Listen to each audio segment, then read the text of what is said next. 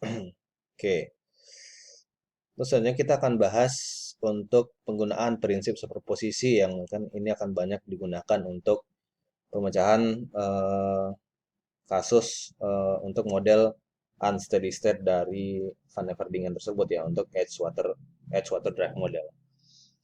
Nah, kita akan menggunakan di sini prinsip superposisi. Karena di sini prinsip superposisi itu menunjukkan bahwa solusi yang dihasilkan dari persamaan difusivitas ini akan bersifat aditif ya. Jadi kalau kita lihat di sini grafik tekanan versus waktu, maka untuk konsep dari prinsip superposisi adalah seperti ini. Jadi perubahan tekanan dari tekanan pertama P0 titik di pada saat time sama dengan time awal ya T0, pada T1 itu P1, P2 dan P3 dan seterusnya. Nah, kita akan lihat perubahan delta P di sini.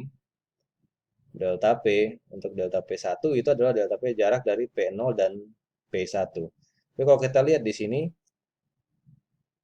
eh, kita akan buat dia kondisinya discrete seperti ini ya untuk ini. Jadi kita akan ambil tengahnya atau rata-rata dari delta P tersebut ya untuk menunjukkan kondisi superposisi. Sehingga untuk menghitung perubahan tekanan dengan menggunakan prinsip superposisi maka seperti yang saya jelaskan sebelumnya di kuliah live itu adalah untuk kondisi delta P1 dengan delta P setelah 1 perbedaannya ada dua ya. Jadi di sini delta P1 untuk nilai I sama dengan 1 ya, delta P1 yaitu setengah 0,5 dikali P0 dikurang P1. Nah, kan seperti itu. Nah, sedangkan justru untuk delta P2, jadi kalau kita lihat kondisi delta P2 ini di sini ya. Tapi dia dilihat di sini adalah sebenarnya ini rata-rata ini tengah di sini ya. Dan di tengah di sini dari perubahan di sini. Nah, perubahan di sini. Kita buat dia seperti ini. Jadi, untuk delta P2, maka kita akan gunakan bisnis proporsinya seperti ini.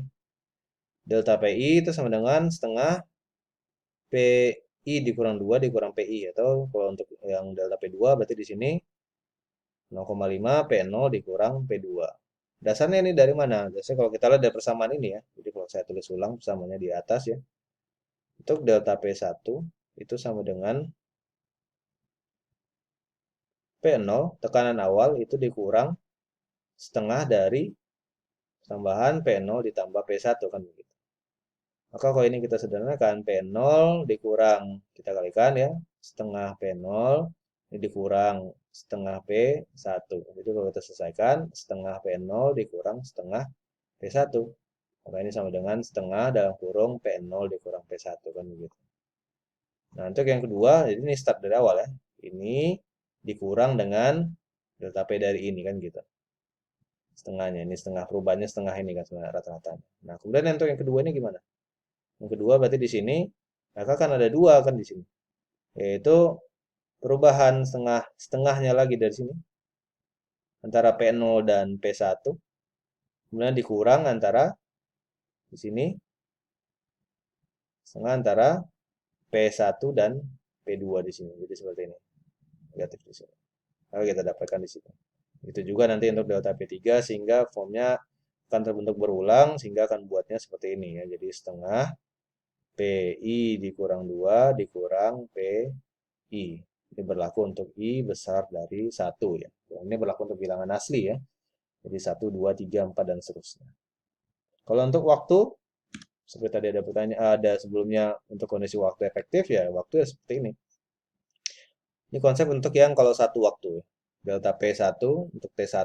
Perubahan delta P di sini berlaku. Sudah ada dua waktu. Sudah ada waktu maka delta P1 tadi terus akan memiliki efek sampai akhir, sampai dengan T2 di sini. Sedangkan untuk delta P2 itu start dari perubahan dari T1 ke T2.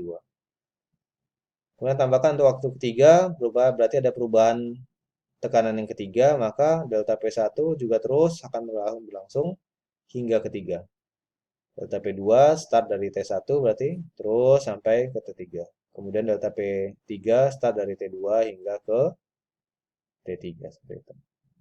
Hingga ini persamaannya kita akan perolehkan menjadi kondisi ini, maka WE sama dengan B dikali sigma, karena delta P-nya superposisinya ini sigma, ada penambahan sigma, dikali dengan QTD atau ini sama dengan nilai WED TD ya. Ini sama. QTD ini adalah WED TD. Jadi bentuknya akan seperti ini, di mana TD time dimensionless-nya tergantung dari berapa jumlah waktunya atau selang waktunya. Selang waktu dari data kita ya. Dari N dikurang 0, terus N dikurang 1, dan seterusnya. Sehingga kita akan dapatkan persamaan umumnya menjadi seperti ini. B dikali sigma J sama dengan 0 hingga N kurang 1 untuk delta PJ. Q dalam kurung TDN dikurang TDJ. Atau kalau kita jabarkan, TD ini menjadi KT ya. Dari time dimensionless ini adalah KT per mu porositasnya TR kuadrat. Itu kita asumsikan K-nya itu menjadi A. Jadi kita buat menjadi A TD di sini, di mana A-nya adalah ini ya, ini dalam hari. Atau untuk kondisi field unit ya, ini dalam hari. Atau kalau dalam jam, kita gunakan 0,002637 K, ini dalam jam. Jadi perhatikan kapan kita akan menggunakan dalam hari ataupun dalam jam di sini ya untuk menentukan ini. Untuk menentukan nilai ini. Jadi berapa nilai WE. Nah, untuk menentukan kita bisa menggunakan yang namanya cara tabulasi ya. Untuk menghitung antara nilai WE ya. Nilai WED. WE ini dengan QTD tadi. Oh, sorry. WE. Delta P, sorry. Delta P. Delta P dan QTD. Jadi kita akan gunakan dalam kolom ya. Jadi kita akan buat kolomnya seperti ini. Delta P, Q1, Q2, Q3, dan Q4. Delta P2 startnya kita sisakan satu kolom. Terus kita buat di sini untuk Q1, Q2, Q3. Delta P3 juga begitu, kita sisakan dua kolom. Kita mulai lagi dari Q1, Q2. Oh, sorry, ini buat Q1 atau nama lainnya adalah di sini WED1, WED2, WED3, dan WED4. Dan seterusnya, berarti ini mulai dari WED1 dan seterusnya ya. Sehingga kita tinggal menjumlahkan di akhir ya. Jadi di sini satu, semua satu kolom. Yang kalau di sini dua, sini tiga, dan sini empat. Kemudian keseluruhannya berarti tinggal kita jumlahkan garisnya. Jadi contoh di sini kita menggunakan 4 kolom ya. Kolom dan baris ini kita susun sebagai berikut ya. Ini sudah delta P1, delta P2, delta P3 untuk sigma delta P-nya. Di awal delta P1 ini, delta P2 ini, delta P3.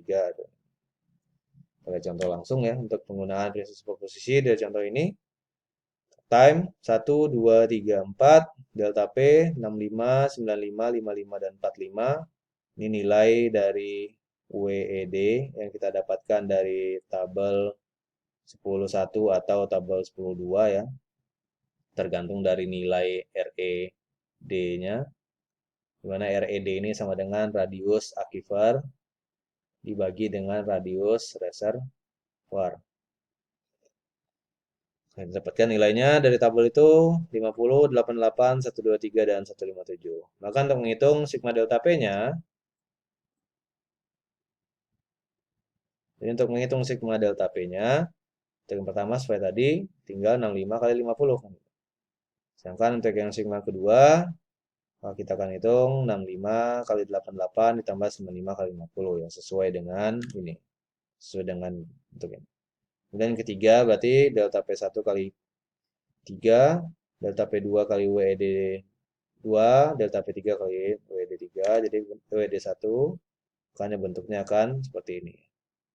Jadi kalau ini silang begini ya, satu kali ini kali ini, kemudian ini kali ini.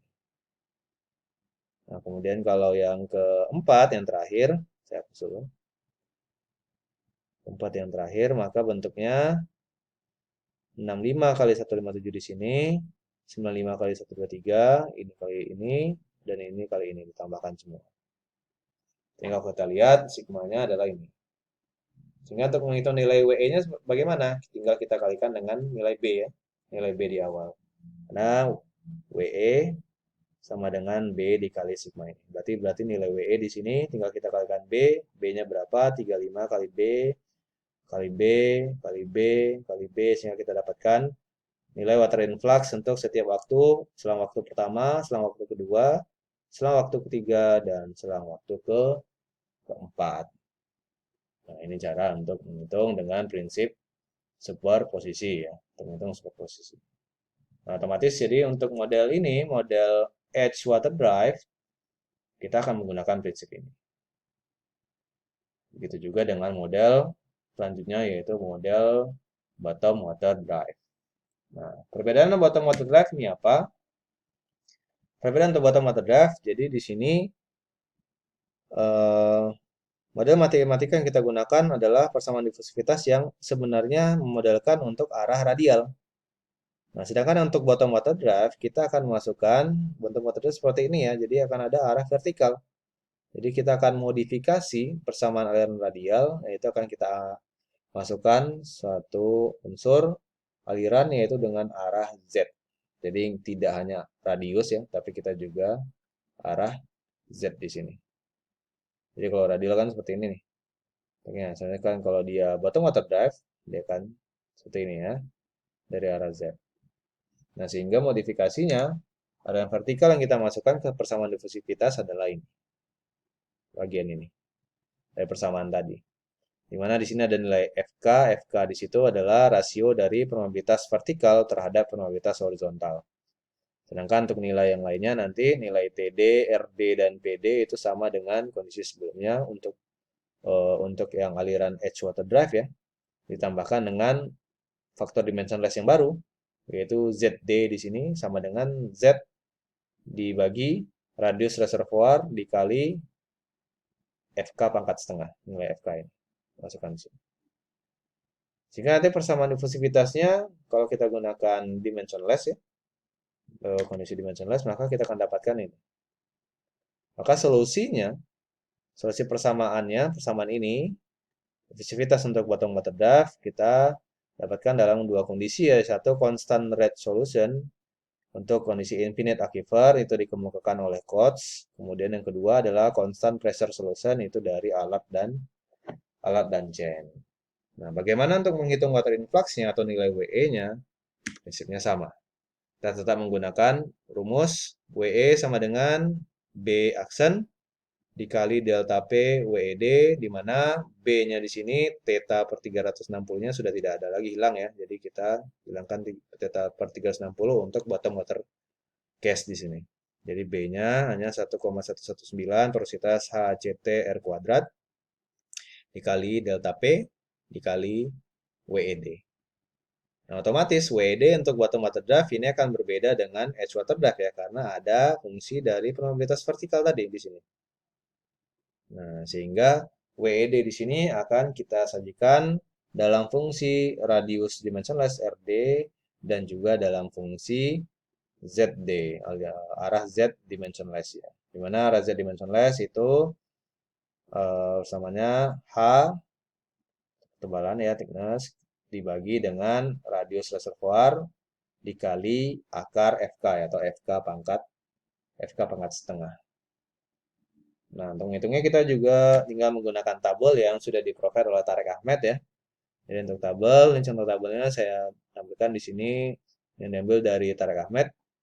Untuk tabel 10.3, kita gunakan tabel 10.3 kalau dari buku Tareq Ahmed ya. Dimana 10.3 ini untuk kondisi infinite aquifer, RD aksennya itu atau RD-nya itu sama dengan tak hingga. Jadi kita hanya menghitung nilai ZD, berapa nilai ZD-nya, 0,05, 0,1, dan seterusnya. Ini nilai TD berapa, kemudian ini nilai WED-nya. WED-nya tergantung ya. Jadi kalau berada di antara ini, maka tetap kita akan menggunakan interpolasi ya untuk menghitung nilai WED. Oke.